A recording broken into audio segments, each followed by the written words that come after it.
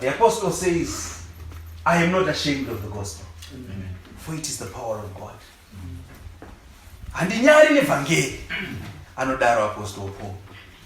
Nekuti isimba ramwari rekuponesa vanotenda vasunungurwa muzvivi. Hallelujah. Yeah, we need to understand the power of God. When we understand the power of God, we will not be ashamed. We will not be ashamed to proclaim His glory. We will not be ashamed to preach His words. Hallelujah. Ndinoti Mwari vandibatsire ndikwanise kuparidza shoko ravo nenzira yandakaripiwa. Ndiri mudiki kwazvo ndichiri kudzidzirawo, asi Mwari vakandinzwira nyasha nemweya wavo vanogona kundibatsira kuti ndidzidzise nenzira yavakadi.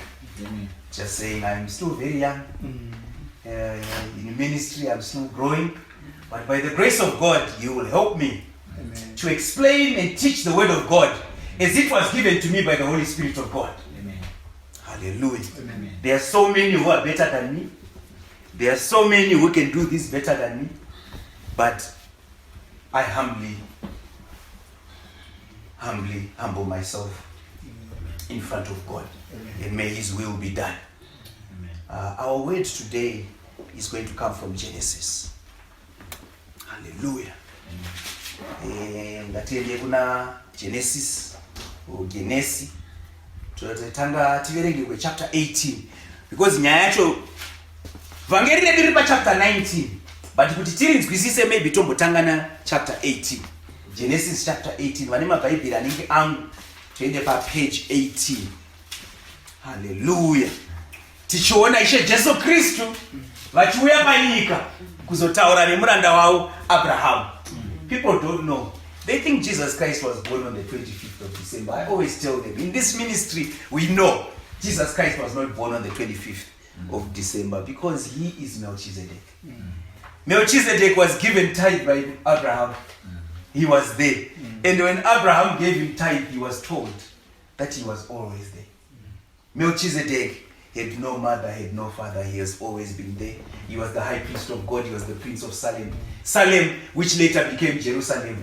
Salem, which means peace, meaning he is the prince of peace. Hallelujah. Amen. So I don't know you guys who worship Jesus Christ who was born on the 25th of December.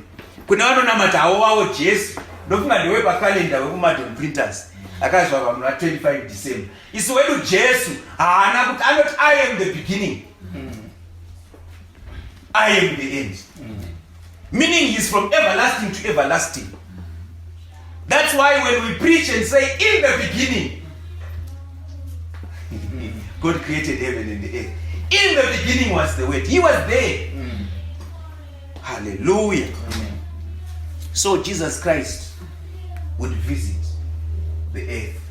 This was long before Mary. Because Mary was a daughter of David. And David was the son of Judah. Judah was the son of Jacob. And Jacob was the son of Isaac. Isaac was the son of Abraham. Here is he, Melchizedek, coming to visit Abraham. Let's go to chapter 18. Verse 1. Genesis chapter 18 verse 1. Abraham unonyengetera Sodom. Hallelujah. Verse 1. Zvino Jehovha akazviratidza kwaari pamuti womuouki yeMamre agere pamukova wetende masikati zuva richipisa. Akasimudza meso ake akatarira, akaona varume vatatu vamire vakatarisana naye. Wakati achivaona akabva pamukova wetende akamhanya kundosangana navo akakotamira pasi. Hallelujah. My brother, I don't know if it's okay for me to preach in Shona. Yeah, you can. Okay. All right. That's fine. Ishe Jesu Kristu vakauya kuzosangana na Abraham. Hallelujah. Takuziva kuti ndi Jesu. Ndofunga kune vari muministry muno mutaita dzidziso dzakawanda dzekuti tizive kuti ndi Kristu Jesu. Even Apostle Paul anotaura kuti Jesus Christ is the visible image of the invisible God. So we now know when He arrives here on earth, He comes as Jesus Christ. But He is God. Hallelujah. Amen. Saka ndiye akauya ndobva amira pedyo netende raAbraham. Hallelujah. Akauya nengirozi dzake mbiri nekuti kurunzi akaonekwa ari varume vatatu. Hallelujah. Tobvaonekwa aine ngirozi dzake dzaari kufamba nadzo. Hallelujah. Abraham ari kumambre. Hanzi zvino Jehovha akaziratidza kwaari pamiti yemuongi yemambre. Agere pamukova wetende masikati zuva chipisa. Akasimudza meso ake tokudza Mwari. Mumwe anga achibvunza kuti mavision. Hallelujah. Zuva richipisa pakati pezuva akagara zvake pamukova wetende kwakutoona chiko chandiri kuona iyi aona Jesu Kristu. Hallelujah. Praise the Lord. Hanzi akasimudza meso ake akatarira akaona varume vatatu vamire vakatarisana naye. Wakati achiona akabva pamukova wetende akamhanya kundosangana navo akandokotamira pasi. Hande yedu kumberi. Verse 3. Akati Ishe wangu, kana ndaona nyasha kwamuri, musafura henyu pamuranda wenyu. Yes. 4. Ngauye nemvura shomanini mushambidze tsoka dzenyu, muzorore pasi pomuti. Ini nditore chimedu chechingwa, musimbise mwoyo yenyu, mugozopfuura henyu, nokuti ndizvo zvamawira kumuranda wenyu. Ivo vakati, ita hako sezvawataura. Hallelujah. Tinogara chiparidza kuti kutendoka kunofamba nenzira iyi. Kutendoka kunofamba nekuti mwoyo wako unofananidzwa netende kana imba. Mazuva aya imba yanga iri tende. Saka pakanzi tende mumwe ngaaise imba. Hallelujah. Saka anga ari padhoo remba yake. As Revelation chapter 3 verse 23 says, behold, I stand at the door and knock. If any man hears my voice and opens the door, I will open the door. Praise the Lord. Thank you, Baba Masawa. Tinokudza Mwari. Takumirirai tichangotanga. Hakuna kumborasikirwa nezvizhinji. Ungori opening prayer. Hallelujah. Praise the Lord. Praise the Lord. Saka sezvinotaura kuna zvakazarurwa, behold, I stand at the door and knock. If any man hears my voice and opens the door, I will come into him. Tarira imire pamukova. Saka akamira pamukova. Hallelujah. Apa pakutoparidza kutendeuka kuti ndakamire pamukova. Zvino Abraham oenda kuti aiwa kani, please tenzi wangu, uyai mupinde kani mumba yangu. Hallelujah. As you say when you repent, please come into my house. If any man opens the door, I will come into him and sup with him and he with me. Hallelujah. So Abraham pleaded with him to come into his tent, just as we have pleaded with him to come into our hearts. Hallelujah. And then he says, no, as it is a very hot day, you probably need something to eat. Hallelujah. In this ministry, we now know, so many times I've preached the revelation of eating. We now know what it means when we say Jesus Christ is eating. Takuziva kuti Jesu akanzi, ko hamuna nzara, vakomana vakaenda kunotenga chikafu kumagrosa, vakauya nechikafu vakabata mapepa bag, vakamira pamberi pake. Ndobva vakuti ko hamuna nzara, akati imi ndimungatoita nzara kwete inini, ina handina nzara inini. Akati ko imi munongotaura izvozvo sei, mapepa bag ndisakabata kaizvo. Because the disciples were the ones who had gone to the shops to buy food. While they are holding their food, they are thinking that Jesus Christ is starving, so only they can give him food. But Jesus Christ tells them that you are lost. If you think you are holding my food, you don't know. My food is doing the work of him who sent me. So when he's preaching, that's when he's eating. And we've even had this sermon before, where we said, when he says, you saw me hungry and you didn't feed me, he's not talking about that guy at the street corner. As much as it is good to give that guy at the street corner food, he's saying, I was hungry and you didn't give me food. It's because you didn't allow him to preach to you. Amen. Hallelujah. Makandona nini nenzara, mukasaripa chekudya. Chekudya changu kuita basa rakanituma kukuparidzira. Saka kana achiti makandona nini nenzara mukandinyima chikafu, arikuti makaramba kuti ndikuparidzire evhangeri rangu. Nasa hachaparidzwa achiona iye Jesu Kristu. Anotumawo vanhu vakaita seni kuti ndimire pamberi penyu ichiparidza. Zvino kana ndikaparidza ukaramba kutendeuka, ndiwe uchanzi wakandoona ndini nenzara ukaramba.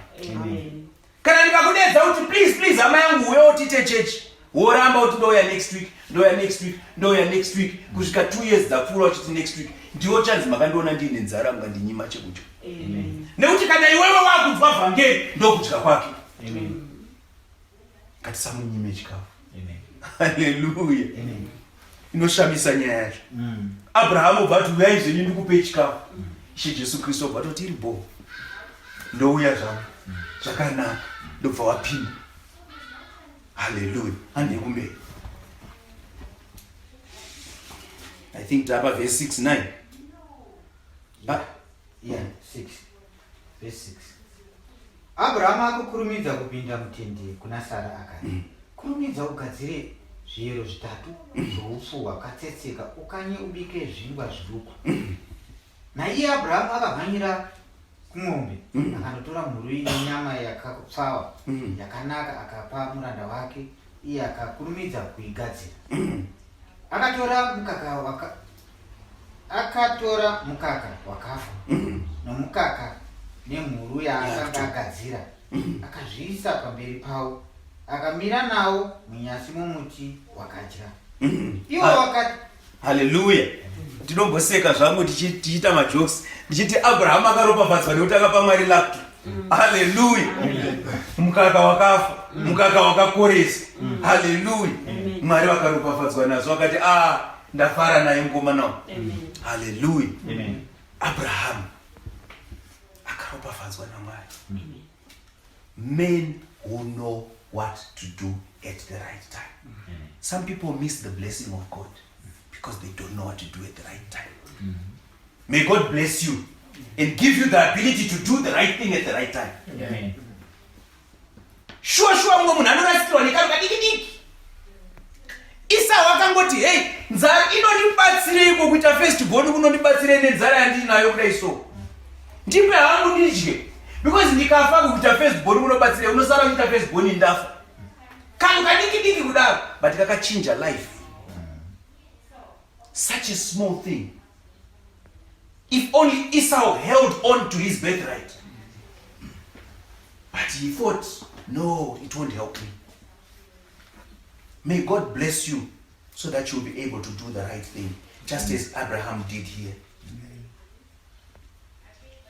Akakurumidza kupinda mutende, akamitira chingwa, hanzi neupfu hwakatsetseka, akamhanyira kunzombe, mhuru yakakodzwa. Haleluya. Ine nyama neti, ikamugadzirira. Haleluya. Akatora mukaka wakafa nomukaka zvikaiswa pamberi pavo, akamira nawo munyasi momuti vakadya. Haleluya. Tanzwa kuti kudya kuita sei? Handi yedu pamberi tikumhanyira kune nyaya yedu, haisiriyo mharidzo yedu, but tikuite kuti tinzwisise chete kuti nyaya yakatanga sei. Verse 9. Yeah. Iwo wakati kwaari, Sara mukadzi wako uripiko? Iye akati, tarirai uri mutende. Iye akati, zvirokwazvo kana gore rapfuura ndichauya kwauri, nenguva iyo Sara mukadzi wako uchava nomwanakomana. Haleluya. Endai nyumberi. Zvino Sara wakanga achiteerera ari pamukova wetende shure kwake. Zvino Abrahamu naSara vakanga vakwegura vawana makore mazhinji, nomutoo wavakadzi vakanga watoguma kuna Sara. Haleluya. Sara akaseka mumwoyo make akati, ini ndikangozvifanira here zvandachembera, naiye tenzi wangu akwegurawo? Jehovha akati kuna Abrahamu, Sara wasekereiko? Achiti, ko ini muchembere ndichabereka mwana zvirokwazvo here? Kune chinhu chingakunda Jehovha here? Nguva inogore rapfuura ndichadzokera kwauri Sara, uchava nomwanakomana. Hallelujah. So remember, Jesus Christ, at first he revealed himself as Jehovah, and people did not know him. So at first he revealed himself to Abraham as Jehovah. Then we were talking about revelation. We praise the Holy Spirit of God because he leads us into certain things, even when we don't know, but it's the work of the Holy Spirit of God. Amen. That's why we say the church of God is anointed. Kereke yaMwari yakazodzwa nemweya mutsvene waMwari because inotungamirwa nemweya mutsvene waMwari. Here is the way of revelation. he started revealing himself in parts. So at first he revealed himself as Jehovah Jireh, the Lord who provides. Then he reveals himself as the Lord who heals. And then he reveals himself as the Lord who sees. The Lord who... So, because they didn't know him, they would say, which God are you talking about? We're talking about the Lord who provides. Jehovah Shammah, Jehovah Rapha, Jehovah Nisi, Jehovah Adonai, Jehovah El Shaddai.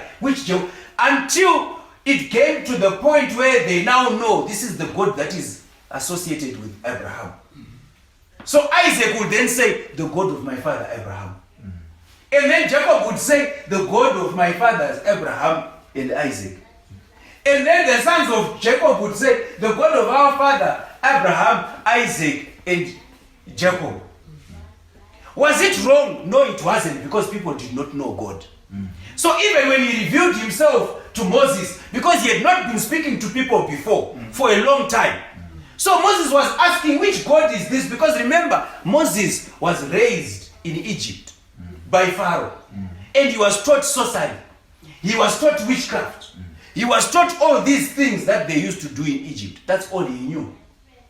Hallelujah. Amen. Till today, we have people who are lost because they follow books that were written by Moses before he met God. There are books that Moses wrote while he was in Egypt, because he was a master in wizardry and all these things. Hallelujah. Amen. But when he met God and he said to him, I am the God of your father Abraham, Isaac, Jacob, then he remembered, oh, so it's this one. That's why they said that. But now when he's revealed to us, Jesus Christ, we no longer need to say he's God of Abraham, Isaac, and Jacob. He is now my God. Amen. Hallelujah. Amen. He is your God as well. Amen. Hallelujah. Saka hapa hanzi Abraham apa chekudya ndobva vatiwo Sara mukadzi wako aripi. This is what God does. He says, seek ye first the kingdom of God and his righteousness, and all the things shall be added unto you. The last time ndakaparidza ndikati, there is never a time where Adam said to God, God, look at me. The elephant has a wife, the lion has a wife, the cheetah, the leopard has a wife. I don't have a wife. Please provide for me. Never. Adam just had fellowship with God. And when Adam had fellowship with God, God tended to Abraham's needs, to Adam's needs. God saw that Adam needed a wife.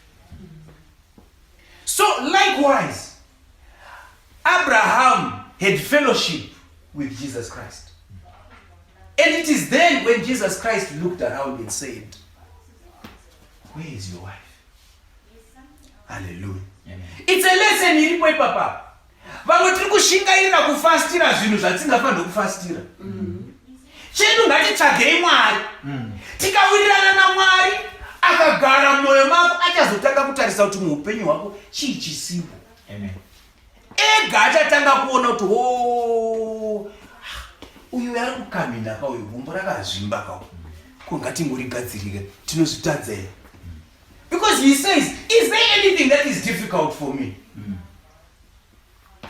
Anozozvibvunza ega kana akuwirirana newe zvinhu zvese zvichifamba manje. Ona hapana upfumba munomu.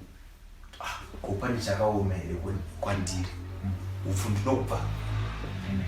Kana riri basa ndingatadze. Sure, I am telling you right now. Kana Mwari achida kundipa basa mangwana chairo ndinoriwana. Mukandiona ndisina basa hakusi kuti Mwari vari kukonewa. Hallelujah. Amen. Munofanira kuzvinzwisisa zvinhu izvozvo. Amen. Ukaona usina motikari hakusi kuti Mwari anotadza kupa motikari. No. Kana achinda zvake nhasi chaiyo tichibuda munoye kana wapiwa motikari. Amen.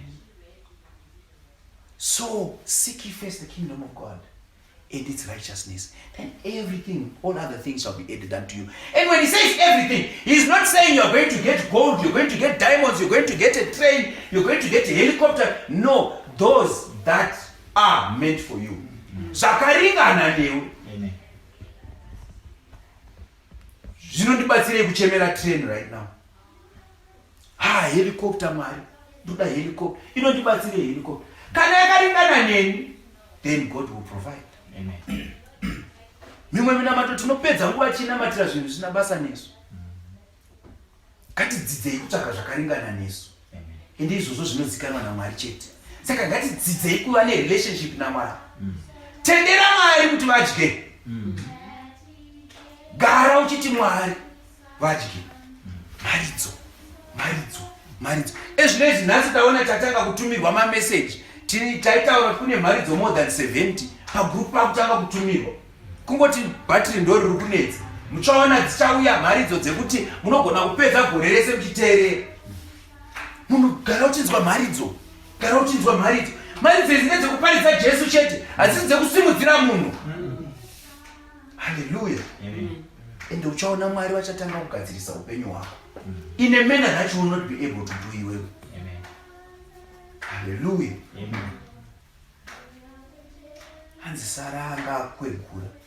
Naiyo Abraham anga akwegura. But kuratidza kuti ichi ndechaMwari manje. When people see impossible, God says, I can do it. Nothing is impossible to God. Hallelujah. Amen. Verse 15. Asi Sara wakaramba achiti handina kuseka nokuti wakanga achitya. Iye akati kwete waseka hako. 16. Zvino waya varume wakasimuka wakabva ipapo wakatarira Sodom. Abraham akaenda nawo achivaperekedza. Hallelujah. Hey, urikuona here chiropafadzo kuregerera kwaMwari. Munoziva kuti unogona kuita ushamwari naMwari to a point yekuti Mwari vanotanga kufarira vagokunzwira tsitsi. Apa I would like to think kuti Jesu aitosekera kuti Sara ndakunzwa hangu wanga uchiseka. Wafungwa handina kukunzwa. Iwo hauzoti ndinoona kwese manje. Iwo wachiti wakawanda uri kuseri kwetendo.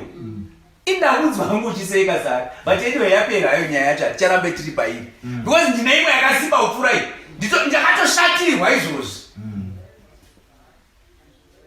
Yako yekuseka it's no big deal. Chingobvuma kuti waseka. Kana Mwari vakataura something, ngatisaite nayo. Amen. Hey, there is someone who I spoke to this week. I can't remember who it was, but I was teaching them about this. You know, social media. It's on Twitter. Yes, it was a stranger on Twitter who asked something, and I replied, and I was explaining that the Holy Spirit of God knows everything. Do you know that sometimes God can correct you on something that you've done, but also God can correct you on something you have not yet done? And what I was teaching this stranger was, don't harden your heart when the Holy Spirit corrects you. There are things that God has corrected me on before I did them. Now, if you are a fool, you will say, no, that is a lie. I've never, not me, never. Simon, you are going to lie.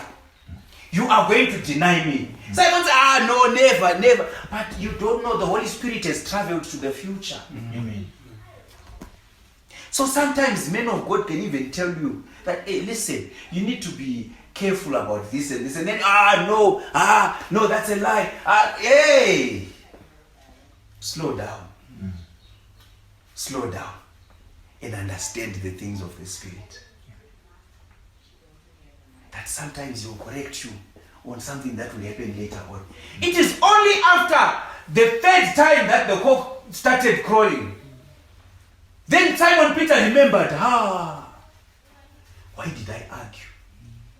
I denied Him 3 times. Just as He said it. Likewise, He did the same with Judas. You are going to betray me. Who? No, not me. Okay, achaseva pandinopedza kuseva. Wanda kushamisa kunoita Mwari. Sei kuseva pandiri kuita. Iyo vadaiso. The other text said he broke it and he fed it into his mouth. And then he said, go. I think we had this sermon. Takaita maridzo yo. Kuti akatuma. People say too much about Judas. Don't say too much about Judas because you don't understand it. Because he was commanded The same mouth that said, let there be light, is the same mouth that said to Judas, go. Hallelujah. Amen. The 11 apostles were chosen as disciples and apostles to minister to us. But that one, he was a special apostle. He was chosen to minister to the Son of Man. His ministry was one. And without him, we would not be where we are today. Amen. While people sing and mock him, don't be surprised to find him in heaven. Because his ministry was more important than all the other ministries. He had to deliver the Son of Man to the death of the cross. And I always say, remember, after the crucifixion, he went down to Hades to preach to those who were there. And remember, Judas had already hung himself. He had already committed suicide. So he was there with Moses and Abraham and everyone else. Hallelujah. How do you know that he didn't repent when Jesus was preaching there? And if you were him, and you see Jesus coming in his glory to take the keys away from the devil, do you think he would not repent? Hallelujah. And verse 16. Saka kana waraigwa bvuma kuraigwa.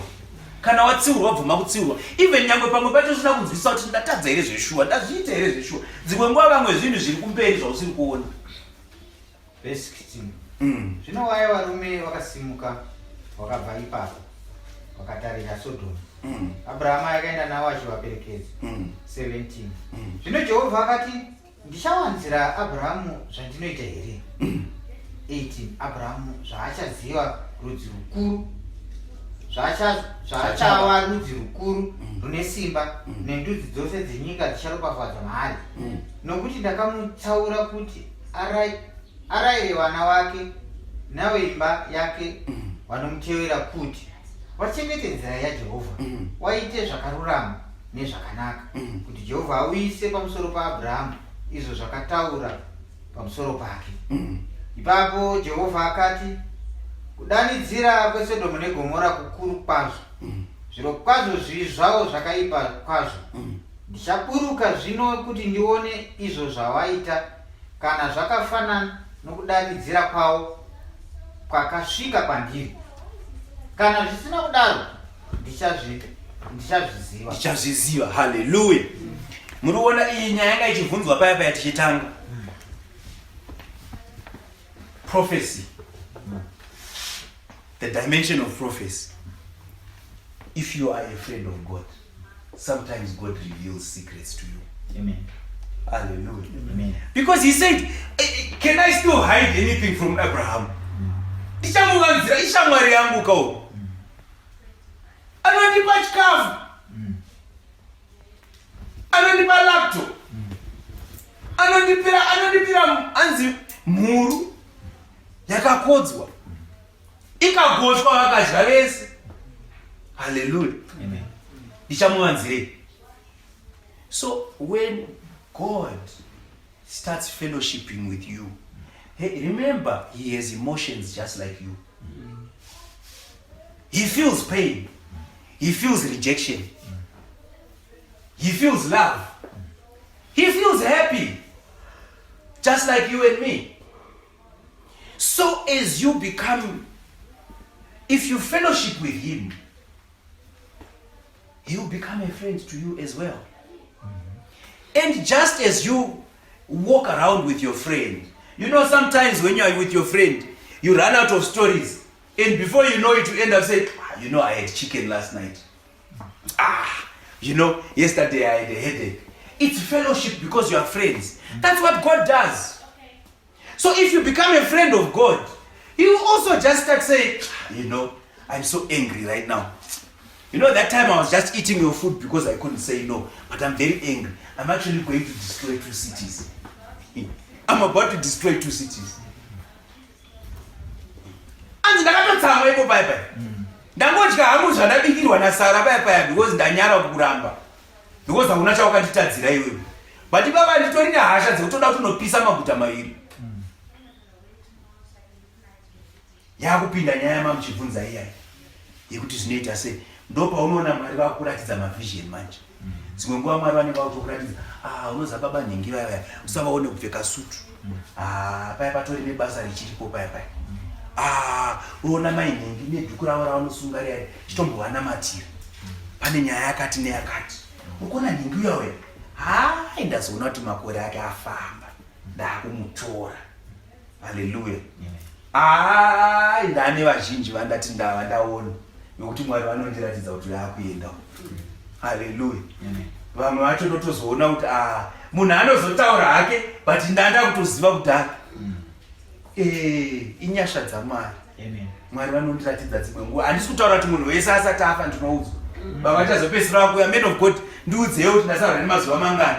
Ende vamwe vacho kuti handikuudze futi. Nyangwe ndikaudzwa handikuudze. Hallelujah. And when I'm saying this, I'm not making myself better than anyone to tell you that only me. Handizivi kupa kwaMwari nyasha dzake. Umwe ari muno pamwe achazvipiwawo. Ndo zvinoita Mwari izvozvo. Takaita munyama wekuti ana men of God vakauya before isusu vakauya vaine pfungwa dzekutichikidzira. Vakada kuzviita vari better than us. Vakatudza kuti ndezvavo vega. Takuzoona kuti kuzviitawo isusu. Zvakutotishamiso kuti hiya nesuwo taingoti ndezvana men of God ava chete. Nesuwo Mwari vakuti nzwira nyasha taakuzvionawo. God, sure, if you take time to spend time with God, let me teach you a secret. Once you are in this kingdom of God, try to spend less time in the things of this world and spend more time with God, especially the time that you spend alone with God. That's where you cover mileage. Do you know I spend most of my time on my bed? I'm not saying that's what you should do. I'm just giving a testimony of my life. There are some times that I spend the whole day in my bedroom. And it is in such fellowship that God starts revealing things. While you are praying and worshiping and praying and worshiping, that's when these dreams and visions come. Sometimes I'll be tired praying and worshiping, then I just fall asleep and I start experiencing dreams. Sometimes it's a vision, I am not even asleep. As I am in prayer, then God starts revealing things. You see this person, this person is sick, they are going to get better. This one is not going to get better, this one is going. This one, if you can talk to this person. There's a gentleman who passed away just now. I think some of you I've told you. God said to him, go and speak to that gentleman. The time is up. Hallelujah. Amen. Go and talk to him. And in less than a week, I got a message. He's no more. There's another gentleman in Zimbabwe right now that God spoke to me about. And he said, you need to speak to him. This man was raised. God showed me his whole life. You are like this, like this, like this. This is how he grew up. This is what he got into. This is what he started getting involved in. This is what he needs to get out of. He needs to go back to this and that and that. His days are numbered. And it's not everyone who accepts. Sometimes you talk to someone and they think you're talking fairy tales. It's fine. I've done my job. Amen. I'm just giving examples of what God does. This is what he did with Abraham. Then he says, hey, you know there's this city called Sodom and this city called Gomorrah. I'm tired, I've had enough. And you know I'm a merciful God, but these ones, I'm tired. I'm going to burn. Just like now, there are certain people that God is tired of. And he will tell those who he considers friends, I'm tired of these people. Hallelujah. And they will be to commit to pay the chapter here. Verse 22. Zvino waiva varume vakabva vakaenda Sodom. Asi Abrahamu akaramba amire pamberi paJehovha. Hallelujah. So as you can see, remember I said he was there with his two angels. Right? Kuratidza kuti zveshuwa vatumwa vaviri ndo vanga vakamira naMwari. Iye Jesu akaramba akamira. Vatumwa ndo vakaita sei? ndo vakaenda. Saka ndo vakatumwa, ndo kutumwa kwacho.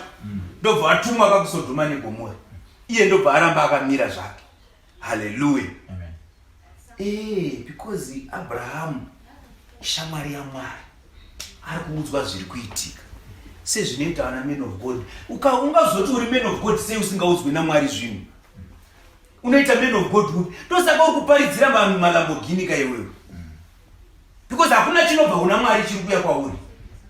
Mwari haakuudze kupiswa kweSodoma neGomora. Anongokuudza chete kuti vanhu ngavabate kana vaona motikari yavanoda ngavaibate.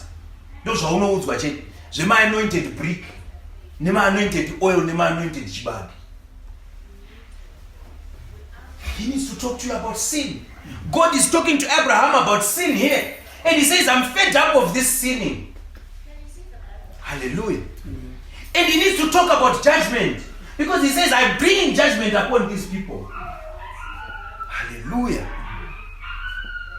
Just as Jesus said to his disciples, when the Holy Spirit comes, he will tell you about, hey, musanyeberwe kunzi Holy Spirit. Kana mchida kuona kuti Holy Spirit iripo, zivai nezvinhu izvi. Jesu Kristu akati kana iye asvika, achakudzidzisai nezvezvivi. Saka ukaona munhu achiti ndine Holy Spirit asingataure zvechivi, hapana Holy Spirit. Amen. Achataura nezvekutongwa. Ukaona munhu achiti ndine Holy Spirit but asingamboparidze nezvekutongwa, hapana Holy Spirit iripo. Amen. Kururama. Mufanira kutaura nezvaJesu Kristu nekururama kwake. Kana usina then hapana Holy Spirit.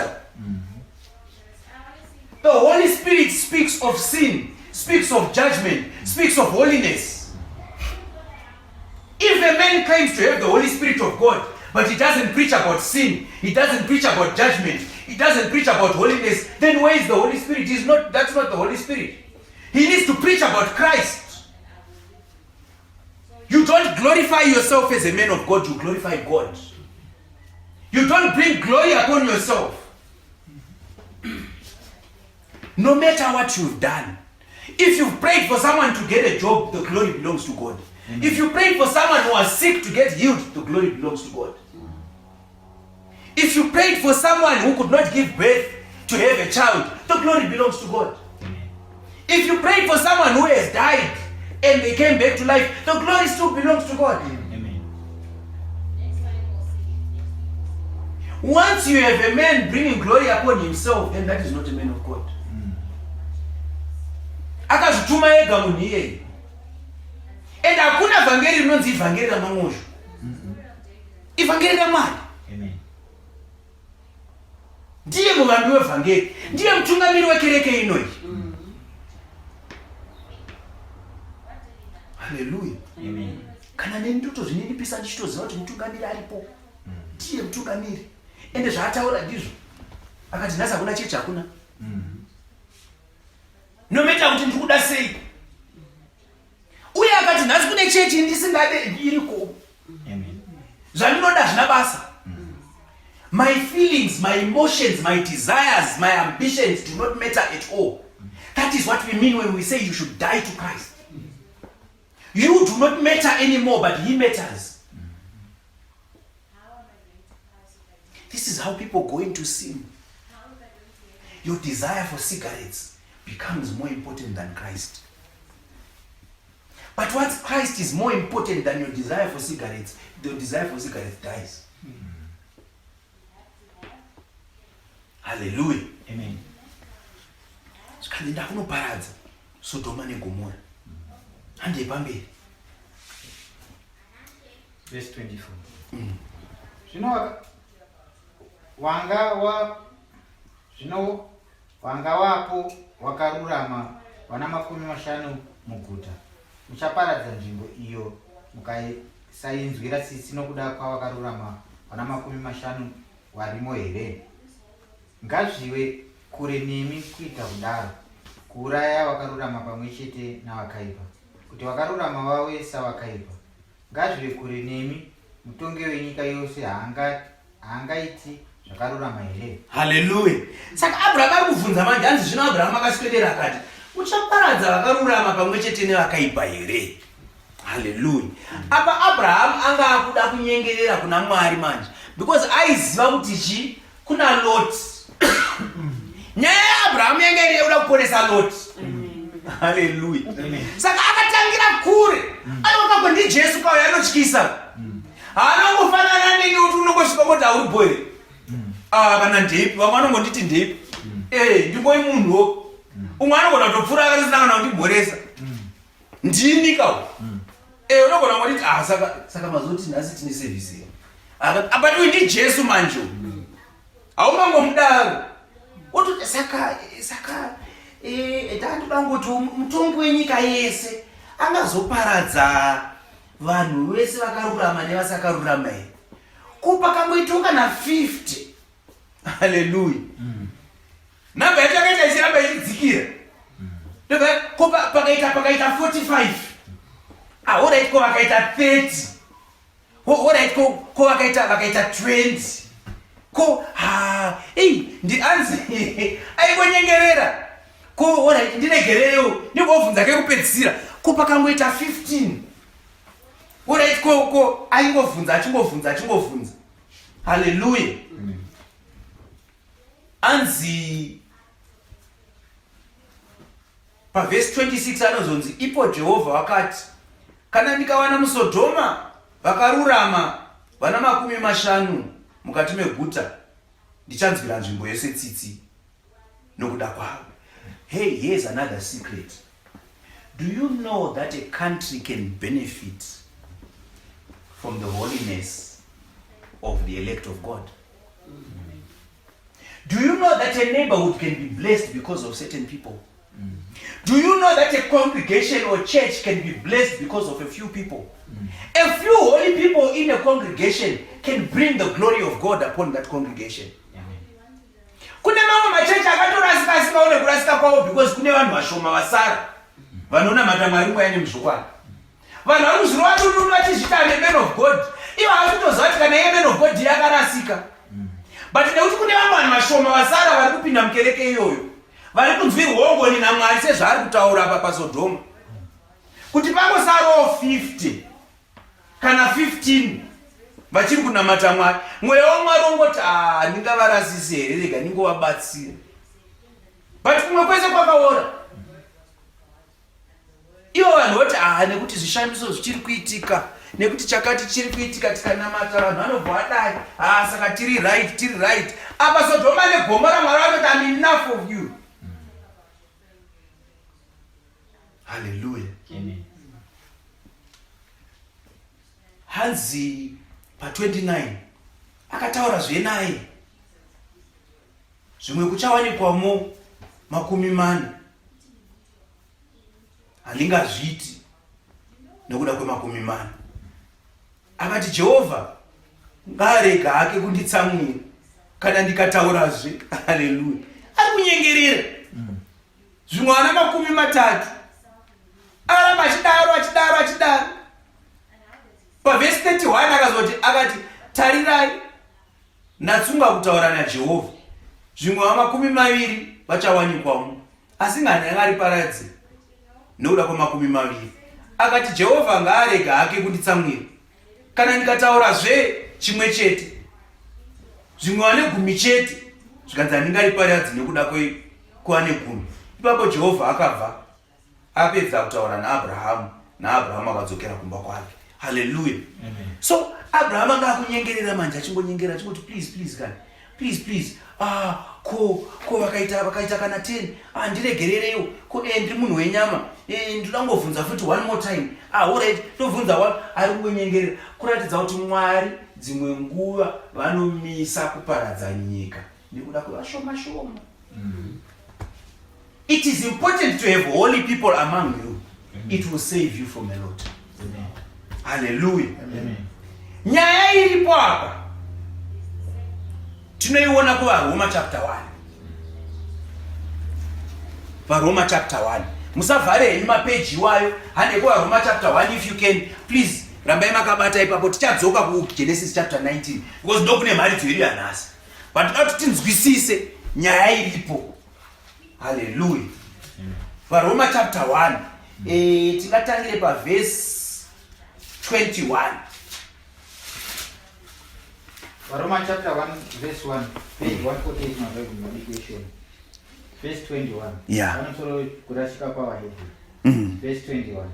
Nokuti waiziva Mwari asi havana kumukudza saMwari kana kumuomba, asi wakafunga zvisina maturo nemwoyo yavo isine zivo ikasvibiswa. Hallelujah. Kune vamwe vanhu vakatomboita laki rekutomuziva Mwari. Hallelujah. Amen. Kutombomuziva Mwari havo. But vamuziva kudaro havana kuda kumunamata nenzira yaanoda kunamatwa nayo. Hey, ngatingwarirei kuziva kunamata Mwari. Knowing God is not enough. But you need to know how he needs to be worshipped. This is why it's important, even if you know God, to find those that he has placed in certain positions to explain, so that you know which way to go. Hallelujah. Amen. I'm not trying to intimidate or scare anyone, but it is very important to find a man of God who then shows you the way of God. Hallelujah. You see, the problem here is there are people who know God, but it is not enough. That's what Romans chapter 1 verse 21 is saying. Vatobomuziva havo Mwari, but havana kumunamata nenzira yaanoda. Ngatidzidzei kunamata Mwari nenzira yaanoda. Verse 22 to make it clear. Wachiti takachenjera. Yes. Wakava vari mapenzi. Hey! The problem starts when you think you are clever. When you think you know. Once you start thinking you know, hey, God has sent us people to teach us. He has sent his Holy Spirit to teach us. And when the Holy Spirit rebukes you, please accept. Because these people thought they were clever. They thought they were intelligent. And they thought their way was right. Hallelujah. And day 23. Verse 23. Wakashandura kubwinya kwaMwari usingafe, wakakuita mufananidzo wakafanana nomunhu unofa, neshiri nemhuka dzina makumbo mana nezvinokambaira. Hallelujah. Because vakafunga kuti vakachenjera Mwari akavaita vakapusa. Nekuti Mwari anotaura kuti ruponeso runouya nenzira yeupenzi yokuparidza kwatiri kuita kudai so. Upenzi kawo vatunonza kuporesa. Asi vanoti vakangwara ivavo vacharasika, vanoti vanoziva Mwari. And the word of God is now explaining. They thought they were clever, but instead of worshiping God and giving glory to God, they decided to give glory to men. They decided to give glory to their church leader. They decide to give glory to their papa. They decide to give glory to, I don't know what title you give whoever leads your church. God is not happy with that. Glory belongs to God. Makaropafadzwa mukawapinda mukereke ine mutungamiri asingazvipe mbiri. Nemiwo vanhu vacho musape mbiri kumutungamiri. Mutungamiri ndiJesu. Noti munhu aiswa pamberi apa. Akatukwa munhu iye anomira pamberi pevanhu obva ati ndine mutungamiri wekereke, kudzai inini. Kereke munhu wese achisumuka anotanga nekumbosaluta mutungamiri first. Munhu wese anotanga nekusaluta mutungamiri first. Hazvidiwe naMwari izvi. Handisiri ndikudaro iBhaibheri. Handisiri ndakarinyora. Hallelujah. We were talking about totems on our way. Here, it's clear. Things with 4 legs and wings. Istiri shiri. Istiri vananzo. Vanashumba. Yazvidireko shumba ingori itori musango zvayo haitombouzive. Vana vakwira miti tsoko tiri vanani mhazi chi I don't even know kuti chii ichocho. Hallelujah. Pane kuti urumidze Jehovha wakasingwa nemufananidzo waMwari, but waunotanga kuzviti ndiri shumba chaiyo. Hamuone kana nyama, kana mwana wangu tsekere anoita nyama shumba chaiyo. Hey, mhofu chakabvepi kuzvizvo kuti mhofera? Mhofu yakabvepi? Hallelujah. Amen. Isusu kana tiri isusu vanadziva ndozvatinoita isusu vanadziva, zvakabvepi? Akakuudza kuti urumbidze chisikwa ndiani? Uchisiya musiki. Haleluya. Atidzokerodzei futi vhesi iyoyo. Vakashandura kubwinya kwaMwari asingafi, vakaita mufananidzo wakafanana nemunhu unofa, neshiri, nemhuka dzina makumbo mana, nezvinokambaira. Oh man, this is so clear and it's obvious. Verse 24. Saka Mwari mukuchiva kwemwoyo yavo akavaisa kutsvina. Yes. Kuti vanyadzise miviri yavo pakati pavo. 25. Ipapapa hanzi Mwari manje aona vanhu ava kuti havasi kunamata Mwari nenzira chaiyo. So you see, God sees even in the future. When God looks at your life, let me take this cell phone. I've always used this cell phone as an example. When God looks at your life, He looks the way I'm looking at this cell phone. I can see where it starts, I can see where it ends. That's how God looks at your life. So when God gives you something or He doesn't give you something, it's because He's seen from start to finish and He sees it's good. And then He can see, I can give you this day. If I give Him a car, this one is going to crash. If I give Him a bicycle, He will not sleep at home. Hallelujah. Mwari vanibatoona zvese. Saka Mwari vakatotarisa upenyu hwake vakatoona kuti uyu munhu uyu bheta ndimurasire kuchiva kwenyama yake, ndakumisa kutsvina. Hallelujah. Hande kumberi tione verse 24 yanga ichiti chii? Saka Mwari mukuchiva kwemwoyo yavo akavaisa kutsvina kuti vanyadzise miviri yavo pakati pavo. Yes. Avo wakatsinhana zvokwadi yaMwari nenhema, kanamata nokushumira chisikwa kupfuura musika. Iye unokudzwa nokusingaperi. Amen.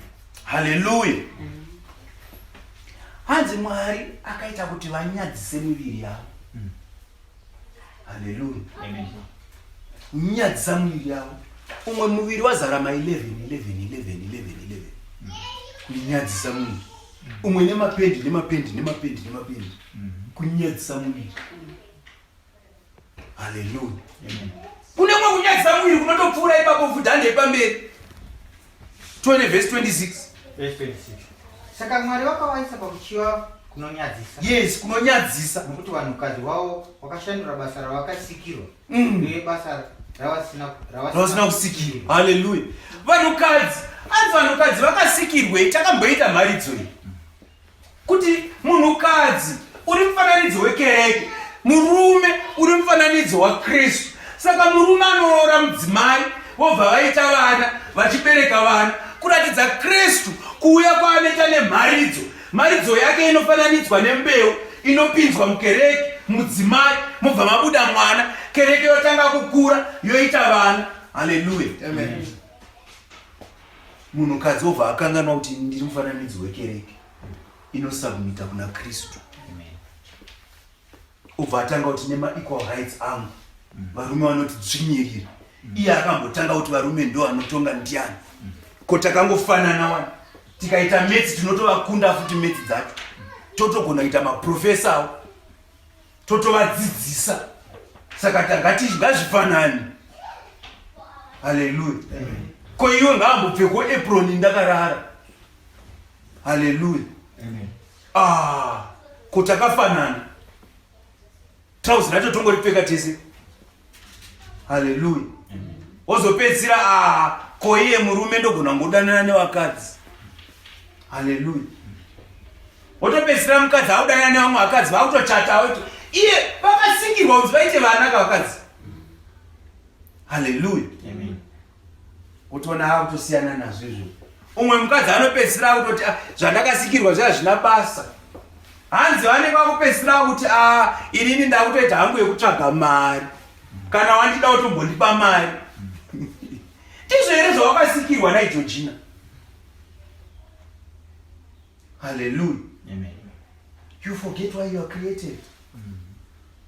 You now think you are created for e-wallet. For a man to send you e-wallet. You sleep with a man and he sends you money.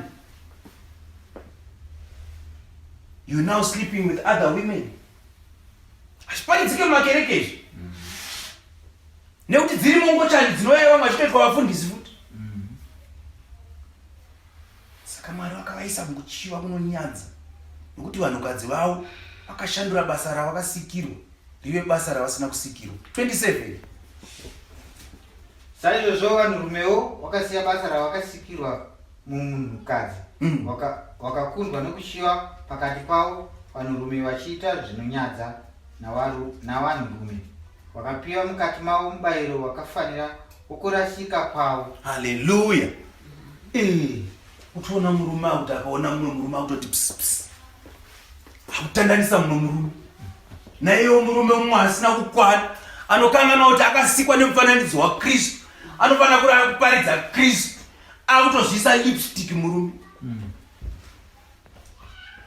akutoiswawo mupendanzara nekurukwa nekuita madreadlocks. Anoda kuti madreadlocks mabraids. Sorry, ndikukanganisa madreadlocks ndeye kutwista vhudzika. Pane mabraids aya 333 yokutoenda musaluni. Hallelujah. Amen. Kutoonawo murume akuita wig.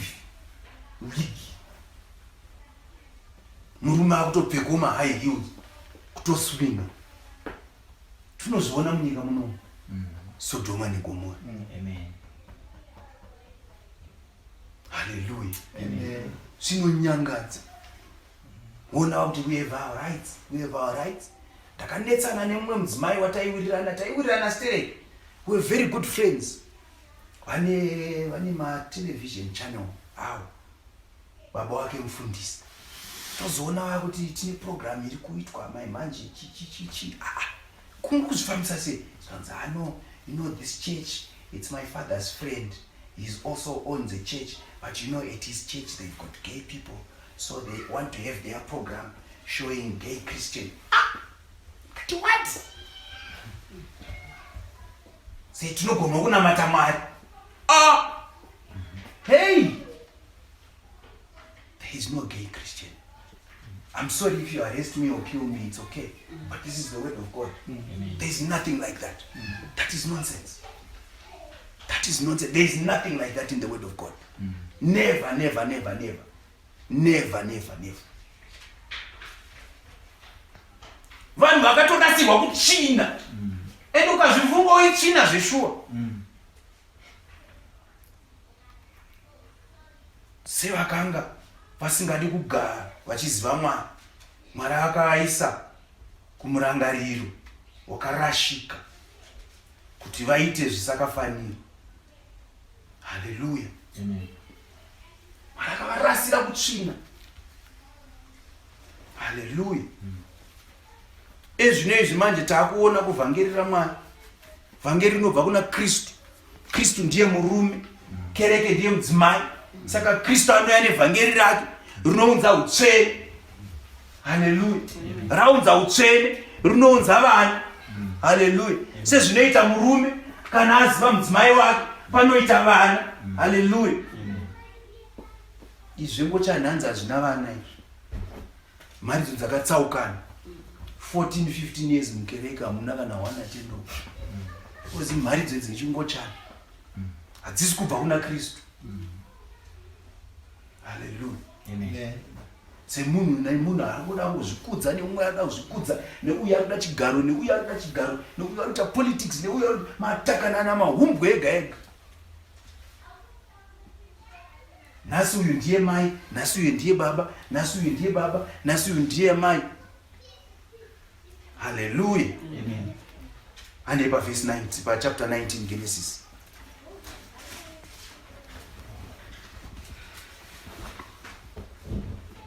Verse 1. Yeah.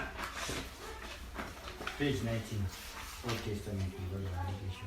Yeah. Kuparadzwa kweSodom neGomorrah. Verse 1. Vatumwa vaviri vakasvika Sodom madekwana. Roti vakanga agere pasuo reSodom. Roti akavaona, akasimuka akaenda kundosangana navo. Akakotamira pasi nechiso chake. Akati, tarirai madzishe angu.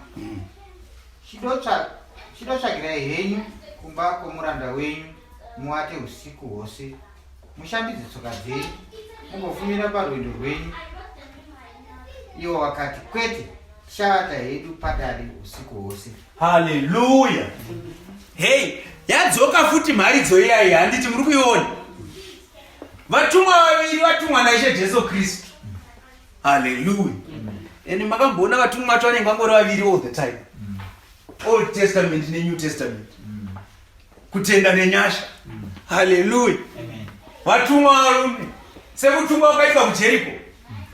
Zvinoda kuti ndotamire pamusuo. Ati please. Ndakuzivai kuti muri vatumwa. Ndakuzivai kuti munoudza ruponesa. Ndakuzivai kuti kana vakuparadzwa vanhu kuti munokwanisa kundiponesa. Uyai henyu mupinde mumba mangu. Hallelujah. Aiwa harichinje mharidzo yacho haichinje. Kana mukadzoka 10 years tinongoparidza the same thing. Kuzvavanenge vachingotaura zvekutendoka all the time, ndo zvinoudza ruponeso izvozvo. Kuzvavanongogara vachingoparidzawo zvekuberekwa kutsva, ndo zvinoudza ruponeso izvozvo. Tingaparidze zvemapajero, but hazvina kwazvinotiendesa. Tinoazadza mapajero apa, but tichitadza kuenda kudenga, tigoasiya futi. Vanhu vagonyora kuti rest in peace, but tichienda kutambudzwa kukuru. Zviri nani kuti every time tigare tichikurovai naro nekutendoka iroro. Tichikurovai naro nekutendoka iroro. Rimwe zuva ishano kunzwirai ngoni mamatendoka. Tichikurovai naro nekuberekwa kutsva iroro. Gore rese tichikurovai nekutendoka. Nerekuberekwa kutsva. Kusvika maberekwa kutsva. Hallelujah. Gore richipera tichikurovai nehutsvene. Kudzurwa kwemudzi wechivi kusvika pese masanctified. Tichikurovai naro remweya mutsvene iroro. Kuti shepa vanouya mugoti, hey, kamukomana kakatibatsira vakomana, munoziva. Kakavhuma kutumwa naMwari kuti dzidzisa zvinhu izvi. Now we are really resting in peace. Hallelujah. Kana maakuzoona kuti ndo tariro yataiudzwa iyi. Takuitarira manje. Kuti taiva netariro, takuzvitarira tichizviona kuti ndo chigaro chacho icho. Ndo mvura yacho inoyerera iyi. Ndo muti weupenyu. Ndo maserafi maitaurwa. Ndo makerubhi aya. Kuvakuru vaya vaya. Ndo vainzi vanowira, vakuwira pasi. Vakuti mutsvene. Ndo zvacho. Ndo nzira dzacho dzine ndarama idzi. Ndo zvataipa akomani. So we didn't waste our time. Tikatadza kuita maRange Rover. Tichiitira zvine izvi. This is so much better, man. Amen. This is so much better. Praise the Lord. Ubva mapupuro muti, Mwari, ini nhangu pandiri pano, pane kamukomana kaya kamakatuma kaya. Ini kakandidzora mukururama wakomana. Mwari ubva ati, vanodzora vazhinji mukururama. Uyai kuno ndazwa kuti wakadzora uyu uyu. Topenya zvedu. Kupfuura nyeredzi. Hallelujah. Saka Lord hanzi akavati, please, idotsaukiraiwo kumba kwangu. Sezvaita Abrahamu. Nyaya yacho imwe chete. Muona kuti Mwari vanenge vachikuparidza the same thing. Behold, I stand at the door and knock. If any man hears my voice and opens the door, I will come into him and sup with him and he with me. Ndo ruponeso irworwo. Hallelujah. Handi yedu pamberi. Hanzi vakamboramba. Verse 3. Akavanyengetera zvikuru. Yes. Wakadzimana wotsaukira kwaari. Yes. Wakapinda mumba make. Akavagadzirira chirariro. Akabika chingwa sine mbiriso wakadya. Hallelujah. Hey! Zvinhu zvachoka munoziva kuti sometimes zvinotoda kunyengerera. Hallelujah. Kuti please kana ndoda kuberekwa kutsva. Hey, it doesn't always happen the first time you ask for it. Amen. Just because you pray to God and ask to be born again doesn't mean He'll just give you the first day. Sometimes you have to show that you want it. Amen. Sometimes you have to wrestle with God to show that you want it. Hallelujah. Amen. Jacob wrestled with God. Takaita maridzo. And don't listen to these fake prophets and false men of God who claim to be men of God. When they tell you Jacob wrestled with God and they make it look like Jacob could take God and overpower God. Impossible. How do you overpower God? But the word of God explained to us. Takaita maridzo. Ikatsanangura kuti Jacob akakurira Mwari sei nekuchema. Hallelujah. Amen. He only overpowered God in crying.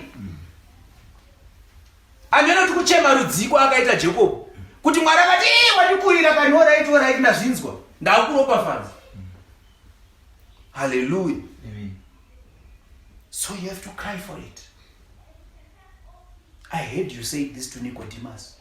Unless a man is born again, I will not enter the kingdom of heaven. I also want to be born again. I also want to go to heaven.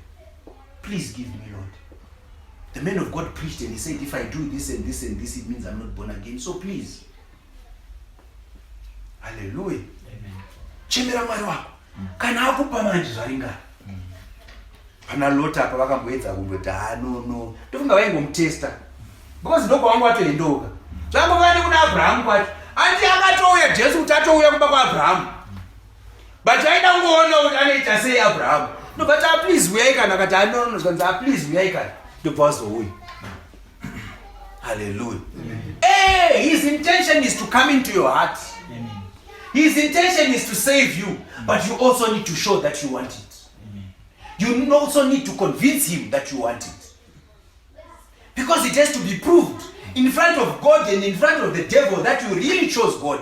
Amen. Because the devil will accuse and say, no, you forced it upon this person. So you have to stand and say, no, I don't want it. I choose Jesus Christ. I was just talking to my brother and I was saying, when you go to Zambia, this is the manner you are going to lead the word of God. This is how you are going to lead the church of God. When you accept people, they have to leave their things. Kavapisa zvinhu zvavo. Ndandikudzidzisa kuti vanhu vanofana kupisa zvinhu zvavo. Kana vatende ukanofana kugara pasi navo, wovabvunza kuti, kokung'anga maenda. Zvamakapiwa kung'anga zviripi ngazviuye kuno tinozvida. Zvipiswe. Machira amakapiwa ari kupi, tsvimbo dziripi, hari dziripi, ngoma dziripi. Ngazviuye zvipiswe zvese. Hakuna munhu anopiwa chigaro mukereke yaMwari asina kupisa zvinhu zvake. Ndachimutsanangurira zvese izvozvo. Hallelujah. Ndokuti basa raMwari rifambe. Amen. Hallelujah. Kuti unyasoti munhu anotaura nemuromo wake ega kuti I don't want this anymore. I don't want. Ende kune vakapinzwa nevabereki vavo vanyasoti no, this was a covenant between you, devil, and my grandfather or my parents, but I was not part of it. I don't want it. I am not involved in this. If my parents dedicated me to that, I don't want it. I choose Jesus Christ. They have to say it with their own words, with their own mouth. Because the word of God says they conquered him with the blood of the Lamb and the word of their testimony. Amen. Amen. So they have to testify with their own mouth. There is no level of bondage that will keep you in bondage or under bondage if you testified with your own mouth. Because the word of God says that in Revelations, and I believe the word of God. Deliverance yakaita sei deliverance yakaita ngataure munhu nemuromo wake. Kana wagamuchira ropa raJesu, wotaura nemuromo wako kuti ai ndiri kuda Jesu, handisi kuda zvinhu izvi. Achapiwa mhosva naIshe. Kana ndataura nemuromo wangu kuti inini upombwe handihude, kana mweya weupombwe ukaramba uchida kuuya kwandiri, ndo uchapiwa mhosva naMwari. Kundataura nemuromo wangu. Iro shoko rakataura kuti the blood of the Lamb and the word of their testimony. The testify and take. Asi kana usina kutaura nemuromo wako then amen. Hallelujah. Hande pamberi. Verse 4. Zvino wasati wavata varume veguta. Hallelujah. Mira isori timbodzokera ipapo paverse 3. Because remember nyaya iyi ndoda kunyatsobuditsa nyaya yekuti akavavhurira mumba mavo kuti vapinde. Ndobva avapa chikafu. It's the same nyaya. Ndoda kuti munyatsonzwisisa ipapa. Mukupaona. Hallelujah. Kuti munyatsonzwisisa kuti ruponiso ndonzira yayo. Tozoenda zviri paverse 4 kuti zvino vasati vavata varume veguta hande izvi mupedzise zviri. Verse 4. Zvino vasati vavata varume veguta, ivo varume veSodom vakakomba imba, vaduku navakuru, vanhu vose vokumativi ose. Hallelujah. unoziva kuti kana wagamuchira shoko raMwari soka nyaya yacho haisiye kungopinda kudenga zviri nyorera. Mweya yakaipa inouya ichida kurwisa futi, inouya ichikomba ichitenderera vaduku nevakuru vachida kurwisa. Toziva kuti wagamuchira vhangeri, toziva kuti wagamuchira shoko raMwari, but still tichine shungu, toda kubvisa shoko raMwari iroro kuti urirase. Haleluya. Zvakuda kushinga kwako iwewo manje. David achitaura kuti shoko renyu ndakarivanza mumwoyo mangu kuti ndirege kukutadzirai. It's your duty to hide the word of God in your heart, to make sure it stays there, to make sure you don't lose it. As this brother was saying, you meditate upon it day and night. Word of God, word of God, word of God, word of God. Taimbo zadza musoro wedu nenziyo dzana Beyonce nana Michael Jackson. Ezvinezvi ngatisare shoko raMwari. Kunzwa kuti wrestling yatanga ndisina kuiona vakomana, ndaruzirira wrestling. Hakuchisina zvakadaro. Ngazvichidaro kushoko raMwari. Ngazvichidaro kushoko raMwari. Haleluya. Kuzara neshoko raMwari. Kuti uchimutswa so wakakotsira uzi ko vhesi yakati inoti chakati inoti chakati. Ugodzokora. Tataura kuti tikuzadzirwa shoko raMwari zvinezvi mugroup makutanga kupostwa mharidzo dzese. Day and night uchinzwa zvako mharidzo.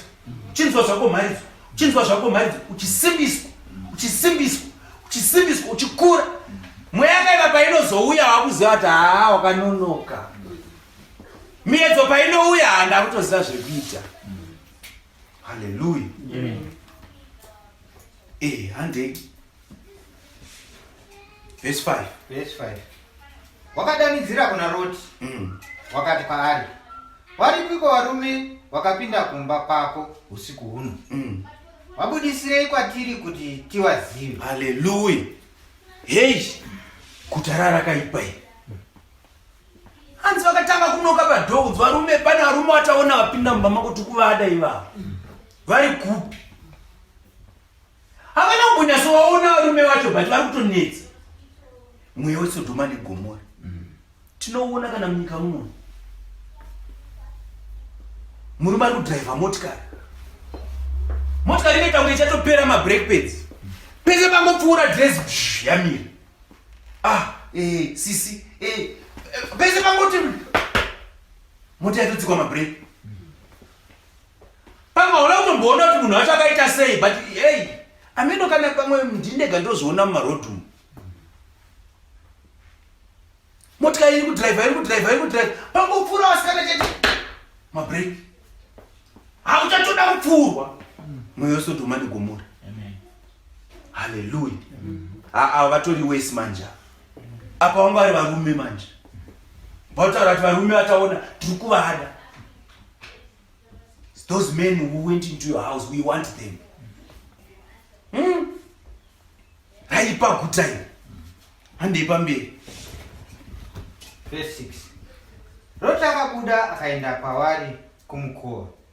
Akazarira mukova shure kwake. Akati, regai henyu kuita zvakaipa zvakadai hama dzangu. Tarirai ndinavakunda vaviri vasina kumboziva varume. Regai ndivabudisire kwamuri, muvaitire ivo sezvamunoda. Asi varume ava musavaitire chinhu, nokuti ndizvo zvavakapindira mumvuri wedenga rangu. 9. Ivo vakati, suduruka.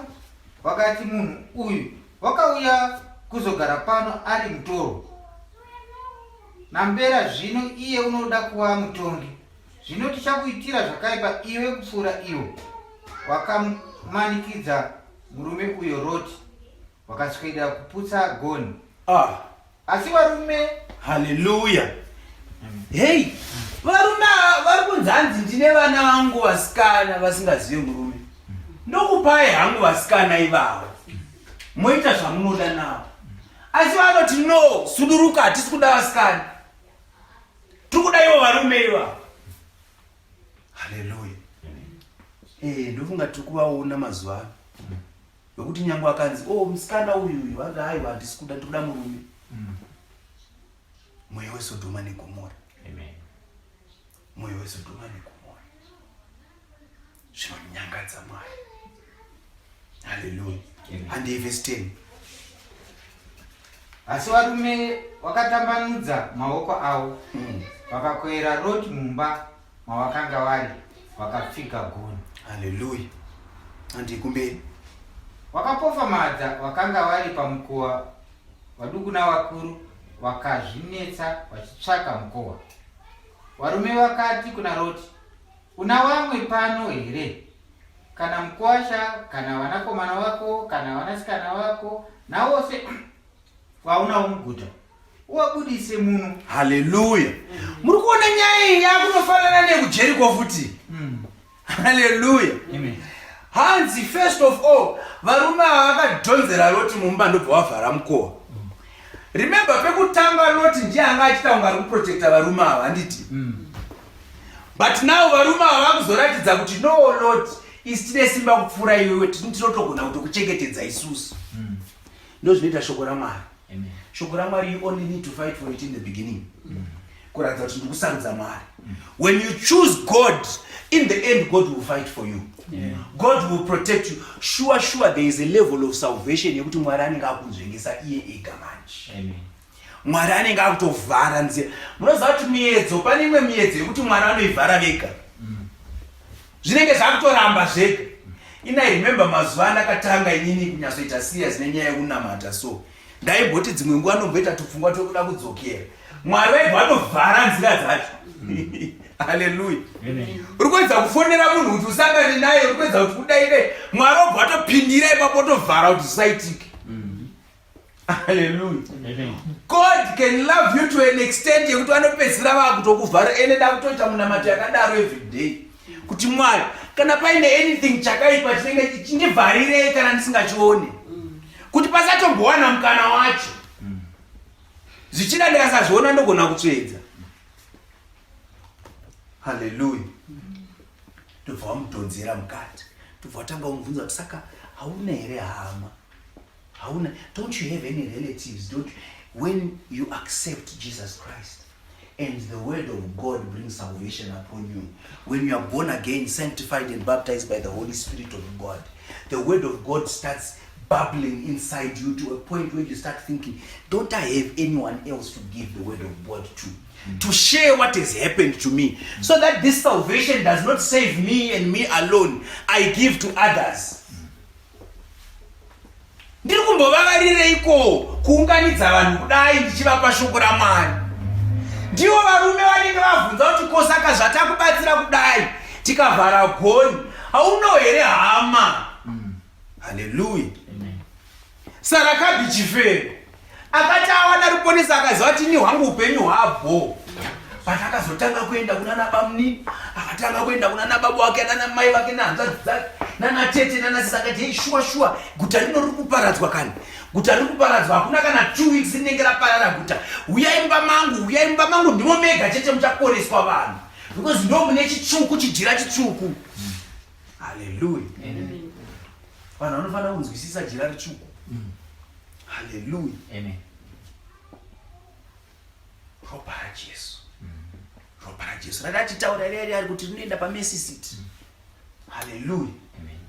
Kutonzwisisa kuti Lot akazonzi hauna here dzimwe hama. Handei kumberi tione Lot achiedzwa kupinda ministry, achiedzwa kupupurira vanhu. Verse 13. Nokuti toda kuparadza nzvimbo ino. Vanenge vakudza manje kuti takutoparadza nyika ino iyi. Nokuti kudanidzira kwava kukuru kuna Jehovha. Yes. Jehovha vakatituma kuiparadza. Hey, munoziva here kuti imi pamunoita chivi munenge muchidanidzira? Munoziva here kuti zvivi zvenyu zvinodanidzira kuna Mwari? Anzi kudanidzira kwavo kwava kukuru. Manzwa pepa Jesu paanga achitaura naAbhurahama anga achitaura kuti kudanidzira, anzi vakundiitira noizi andadaro. Kudanidzira kwavo kwava kukuru. When you sin, you are screaming to God. And the level and magnitude of sin is making noise unto the Lord. That's why Jesus Christ said to Abraham, their cry is so loud I can hear it. He is sitting on the throne and he is hearing you scream. Hallelujah. Amen.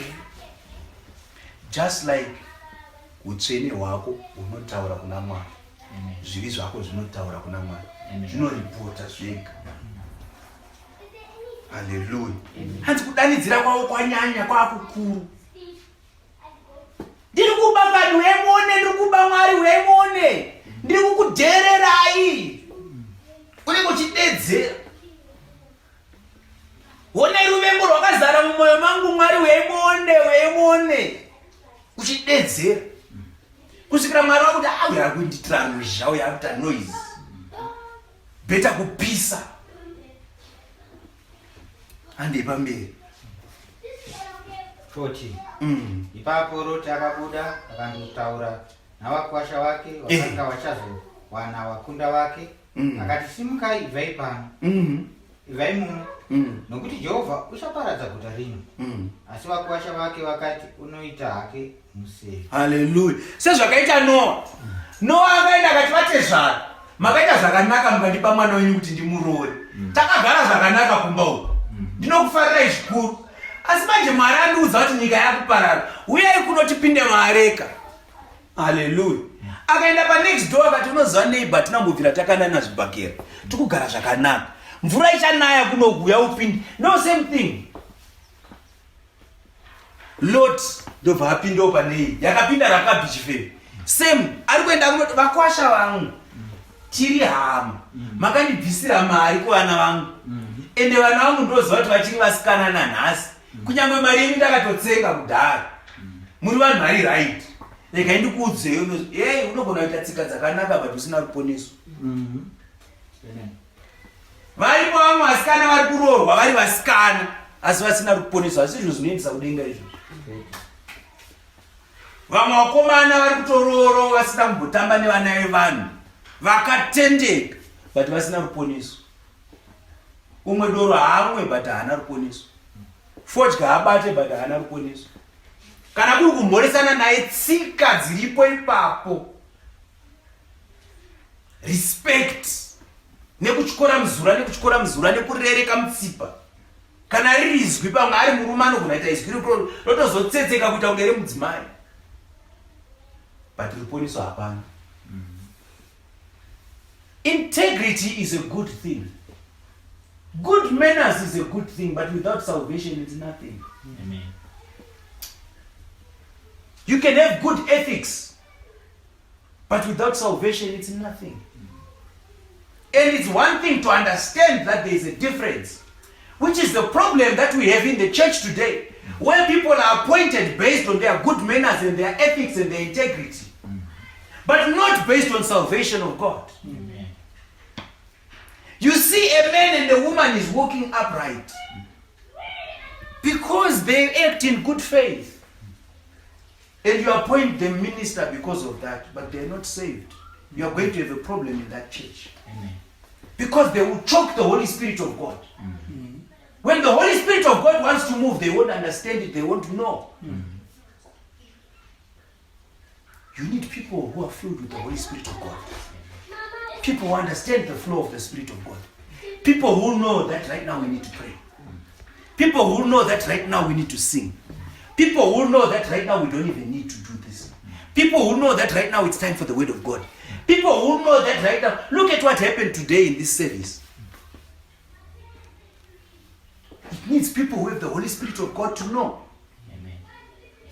If you have the Holy Spirit of God, you will be like Moses at the time when they left Egypt.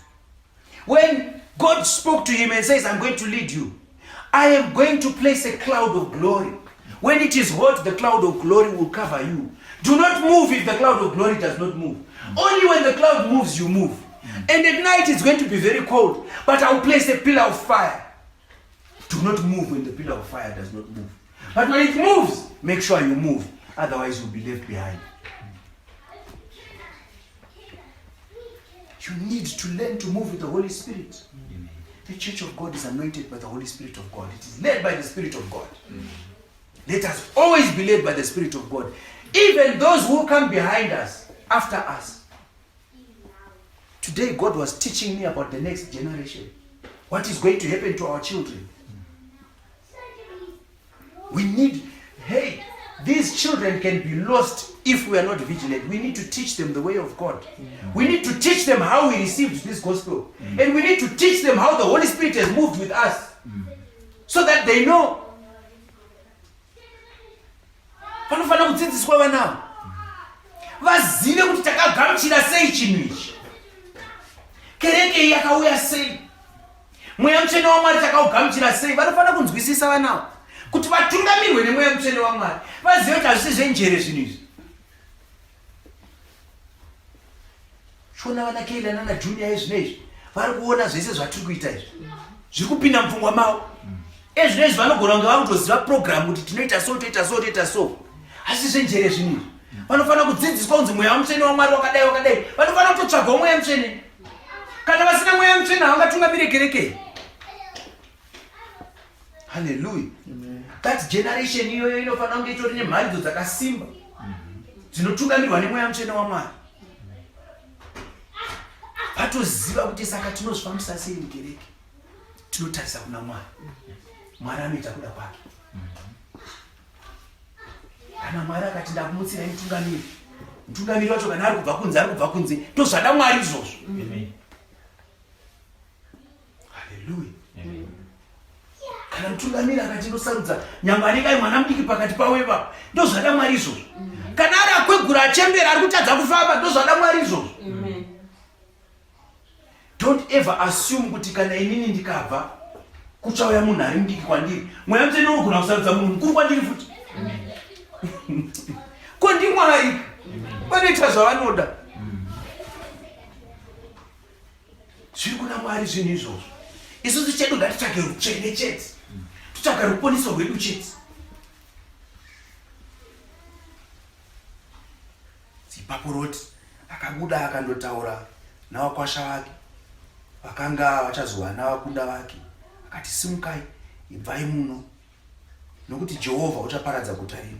Asi vakwasha vake vakati unoita ke museri. Vanofunga tunoita museri. Vamwe vacho vari kuona because vatiri kupindira pana pakadai so. Vamwe vari kutarisa nhamba yedu. Kuti hatiri kuita museri. Asi toziva kuti tiri kutoenda kudenga ipapa. Sifani. Tiri kutopinda denga so. We're getting closer and closer. Muri kuziva here kuti last week ne this week difference iripo ndeyekuti today we are closer to heaven than we were last week. Rufu rutosvika padhuze muri kuziziva here. Kana tati ne 20 years last week, this week tane 20 years minus 1 week. Kana tati ne 4 weeks minus 1 week. Vanhu vachifunga kuti tiri kuita museri. Verse 15. Verse 15. Utonga uchitsuka watumwa wakakurumidzisa Roti wachiti simuka uende nomukadzi wako navakunda vako vaviri vari pano kuti varege kuparadzwa kana guta roro. 16. Asi wakanonoka. Varume vakabata ruoko rwake noruoko rwomukadzi wake namaoko avakunda vake vaviri nokuti Jehovha wakanga ane tsitsi naye. Vakamubudisa vakamuisa kunze kweguta. Hallelujah.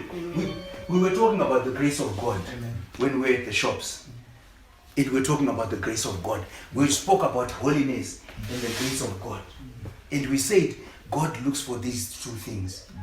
There is holiness that is in you as your conduct. Pane utsvene hwako iwewe. Asi Mwari vanotarisa kuti nyasha dzavo. Because iwe unogona kuita utsvene hwakaita sei kana pasina nyasha dzaMwari wafoira. Unogona kunzwirwa nyasha futi, but wanzwirwa nyasha iwe unofana kufamba uri munhu akatwasuka. Hallelujah. Tachitaura nemudikani ndichimudza ndikati saka iwewe chawakaita iwe chakakosha chii kuti usarudze kuita man of God. Ndobva ndandama akati handizivi. Ndikati wakona. Nekuti hapana chawakaita. Inyasha dzaMwari vakangokunzwira nyasha pawangosarudza kuti usho. Hallelujah. Ichocho futi chinokutuma kuti urespecte munhu wese manje ichocho. Because unobva waziva kuti vamwe hapana pavakafoira kuti vanzi havasaita vana men of God. Vakangofanana newe but iwe wakangoitawo lucky rekungodiwa naMwari. Saka ukanzwisisa kuti inyasha manje uchava nenyasha kune vamwe vese.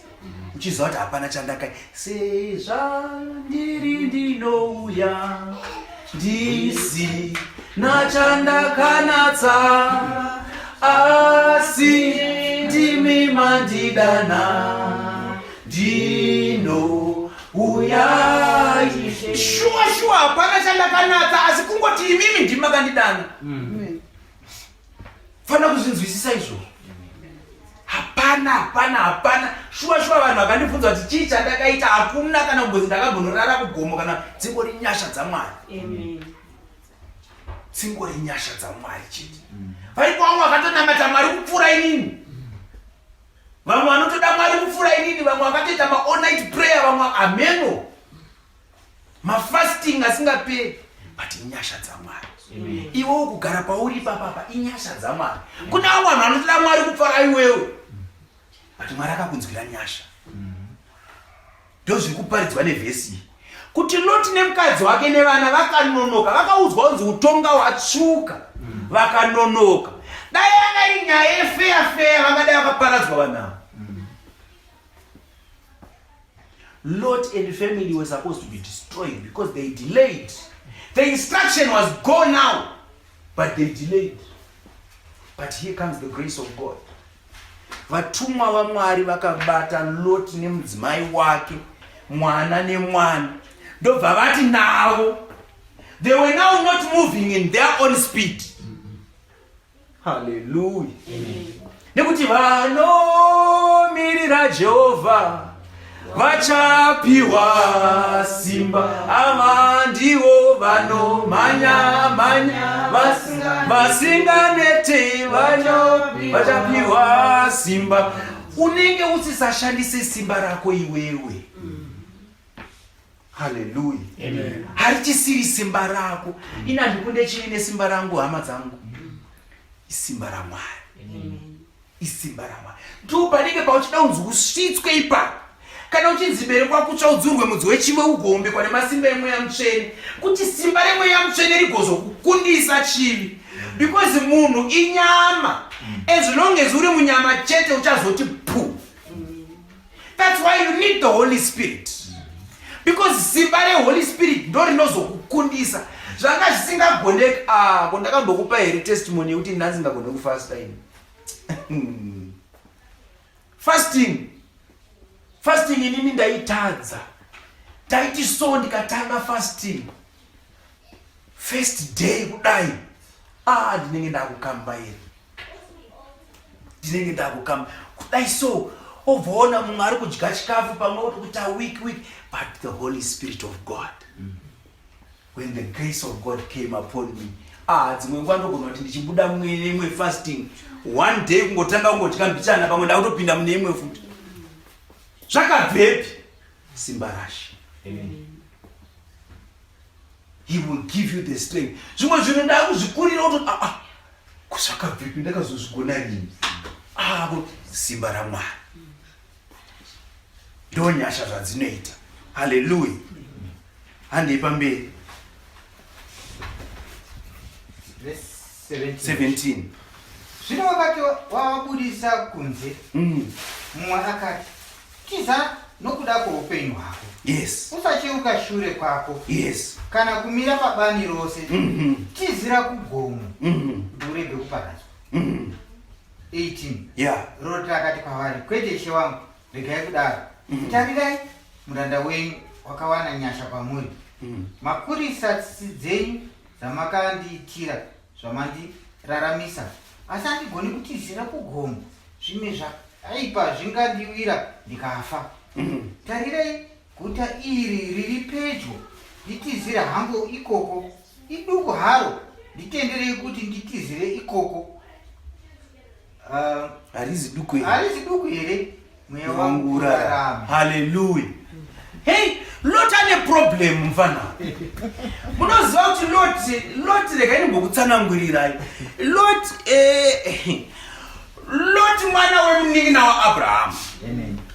Hey, nyaya iyi tachifanira kuitangira kwainotangira. Lot mwana wemunin'ina waAbraham akadanwa naMwari ndiAbraham. Saka Abraham adanwa naMwari. I don't know kuti zvakafamba sei. Abraham ndobva anzwa tsitsi. ndobva ati hainini chi rega ndiendewo nemwana womunin'ina wangu. Saka Lot aingoti paenda bamukuru aterawo paenda bamukuru ndofungawo because Abraham anga asina mwana ndobva aadoptawo Lot. So the blessing of Abraham yakatanga kubata kuna Lot. Hallelujah. Abraham achitowo mombe anopowo mwana kuna Lot mbichana. Abraham akaita mbudzi opowo Lot mbichana. Abraham akaita makwai opowo Lot mbichana. Abraham akaita varanda vakabereka vana 2-3 opowo vamwe Lot. Lot ndobva atangawo kuti hey, ngwarirai imharidzo iyoyi. Lot needs to know himself. Kutambise Abraham. Problem yakaitika Lot haana kuziva kuti akadanwa naMwari ndaAbraham. Lot aingofana ngoti kwati. Ongoramba akadaro. Tiri kuenda kupi? I don't know, I don't care. Ini ndingoziva kuti ndina Abraham. As long as ndiri pana Abraham ndiri safe. Hallelujah. But now Lot anoona achitanga kuita prosper. Zvinhu zvakumufambira Lot anotanga kuita varanda vakawanda. Lot anotanga kuita mombe dzakawanda. Lot anotanga kuita makwai akawanda. Lot anotanga kuita mbudzi dzakawanda. Lot anotanga kuita makamera akawanda. Anopedzisira varume vake vawanda zvokutoda kuita hondo nevarume vaAbraham. Watanga kunetserana kuti panapa ndepedu. Lot anowanikwa achiburitsa muromo wekuti mafuro haachatikwanire tese. Hey! Ngavongo yake Abraham anga aine kuzvininipisa. Anosvika pakutogarisana pasi naLot kuti saka toita sei? Hallelujah. Dai Lot anga aine wisdom aingoti imi ndimi makadanwa naMwari. Ndimi munoziva chingondiudzai zvamataura. If we really trace this back, Lot is nothing. Because Lot akangotera Abraham anditi. Meaning kuti even mafuro acho mombe dzaitaura kuti dzaperwa nemafuro angatopiwa naAbraham. Umwe anopiwa naMwari opedzera kudherera Mwari nezvaakapiwa naMwari. Chakakonzera Lot kuti azoenda kuSodoma neGomorrah ndiyo iyo nyaya iyoyo. Yekuti kuna Abraham rega inditoreni kwakasvibirirawo imi chiendaiwo uko neuko kuitira kuti mafuro enyu neangu mombe dzisarwisani. Hanzi Lot akaenda ndobva anogara kwakatarisana neSodoma. Hallelujah. Amen. Zvesodoma izvi dzimwe nguva hazvidi kutariswa. Because kungotarisa chete unoeri kana wapindamo. Akazopinda sei? Hallelujah. Amen. Atanga futi uLot wake. Arinyatsoporeswa. Nyika yari kubhira nemoto. Iri kupiswa nemoto. Uya uzoporeswa. Uya uzobatwa nemaoko kunzi iwe ungadai watsva rega tikubate nemaoko tikumhanyise. Akamhanyiswa at the speed of angels. Odzichienda kugomo. Asi anotanga kuti but kugomo kunenge kure mani. Unoziva komukangonditendera hangu kuti ndingoenda pakaguta. Akazi kadike rekaguta. Akuziva kufura shoko raMwari munhu. Shoko raMwari kuti siyana nedoro but anoti aiwa ko ndikangomwa ndisingararadzi. Hallelujah. Ko ndikangoita hangu izvi. Ndikabva ndazoa ko ndikangoramba hangu ndichingoita ichi. Ko ndikangorovhoma mazuva. Ko ndikangoti ndikangopotawo ndichingodai so. Hey Lot, une shuwa here Lot iwewe? Lot is still under the delusion of thinking this is up to him. Nyaya iyi haisi yako iyi. Nyaya iyi ndeyekutoteerera muridzi muvambi wevhangeri. Muvambi wevhangeri ndiye anotokuudza kuti anoda kunamatwa nenzira ipi. Ezvino nhasi tatanga kuimba hatina kuimba mahimbuka. Umwe anenge atoti kose tisina kuimba mahimbuka. Lot. Hallelujah. Lot iwewe chingonzwisisa kuti Lot zvataurwa izvozvo it's okay. Hauna kupinzwa muchivi ka iwewe Lot. Uri kutoponeswa ka iwewe Lot. Kugomo ndo kune ruponeso kawo. Kukaguta kanei newe. Iwo baba kuti manyira kugomo wangu asina kuonere kuti kaguta karipo. Ndo zvakazounza maMoabhu izvozvo. Hallelujah. Amen.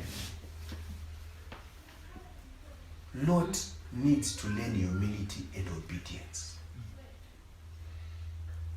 But Lot is full of I know. Daitanamata kuna Mwari mweya wa Lot usabata patiri. Tinasonzwisisa kuti hey, Lot so many times he experienced grace but he didn't see it. So many times he experienced grace but he didn't see it. Lot is still thinking it's his intelligence, it's his ability. Ndofunga Lot akutofunga kuti Abraham akaropafadzwa nekuda kwake. Hallelujah. Amen. Tarirai guta iri riri padyo. Uda zvinhu zviri easy zviri padyo. Ingoita zvataurwa naMwari. Pasina kupikisa. Hallelujah. Handei pamberi takunopedzisa time yedu yatifambei. Verse 21. Iye akati kwaari, tarira, ndakunzwira tsitsi pachinhu ichiwo kuti handingaparadzi guta iri rawareva. Kurumidza utizireko nokuti handigoni kuita chinhu usati wasvikako. Naizvozvo zita reguta rakanzi Zoari. Hallelujah. Zuva rakanga rabuda panyika. Lot achisvika paZoari. Ipapo Jehovha akamisa pamusoro peSodom neGomorrah zvifere nomoto zvichibva kudenga kuna Jehovha. Akaparadza maguta awo nebani rose navose vakanga vagere mumaguta nezvose zvakanga zvamera pavhu. Asi mukadzi wake vakacheuka ari shure kwake akaitwa shongwe yemunyu. Hallelujah. Vaudzwa kunzi zvinhu izvi ndo zvazvinofana kufamba nenzira yazvo. But vanhu ava vakasangana mukadzi nemurume. Same. Vanombonzi zviuya hazviwanane, but apa zvakawanana zviuya. Muri kuona kuti mai Lot wofuta wanga inazvo. Konzi alright, chimhanya imakadaro but musacheuke. Mai Lot vanombofunga kuti ako kunhondo kwatati mburi. Kokumakuwa. Kokumupfuwira. Kokuma boyfriends. Ndingotarisa kumwe. Aiwa handisi kudzokera. But ndingoda kungocheka chete ngoona kuti zviri kufamba sei izvi. Handisi kuti ndiri kudzokera. Ndangoita kokuri sei kumatongo kwatakasiya. Hallelujah. Ndobva acheuka. Ndobva anzi akashanduka kuita churu chemunhu. Hey, kana tadanwa kunoita basa raMwari, kana tadanwa kuruponeso rwaMwari, haichisiri nguva yekuti ticheuke. Amen. Haichisiri nguva yekuti ticheuke. Amen. Unochinja kuita churu chemunhu. Mwari kana atokunzwira ngoni, chitoramba wakamhanya wakatarisa kwauri kuenda. Amen. It's not time to turn back. Even just to glance and look back. Just run. Sezvaitaura Apostle Paul, anoti ndinomhanya ndakatarisa panhara dzake. Hallelujah. Semunhu ari kumhanya maOlympics. Ndakamhanyira kuti ndichapiwa mubayiro wangu. Ndizvo zvega zvandinongofunga chete zvemubayiro wangu. Handichafunge zvekwandabva kumashure. Zvekuti ndakamboenda kwaGamariyo handisina basa nazvo. Zvekuti ndandiri number 1 muklasi yaGamariyo handisina basa nazvo. Zvekuti ndiri muHebheru ndakachecheudzwa musi wechinomwe kana kuti wechisere handichinei nazvo. Zvekuti ndiri muHebheru wevaHebheru handisina basa nazvo. Zvekuti ndakambouraya vanhu ndikaita sei handisina basa. Kana ndine rugwaro handiti ndinobvarurwa rugwaro rwakapiwa rwekuuraya vanhu. Hana basa nazvo zvese izvozvo. Kwakutarisa kwatiri kuenda. Focus on your calling. Focus on where you're going. Focus on what we are all called by God. Some are called to their salvation. Some are called to their salvation and the salvation of others. Some are called to ministry. Let's run facing where God has called us to go. Let's focus on that. Hallelujah. Handizivo kana ndagonawo kutaura shoko raMwari nenzira yavangu vachida, Ishe mweya wavo uchabatsira. Pandatadza ipapo uchagadzirisa. Hallelujah. ngatisumukei tese tiimbire Ishe wedu. Haleluya.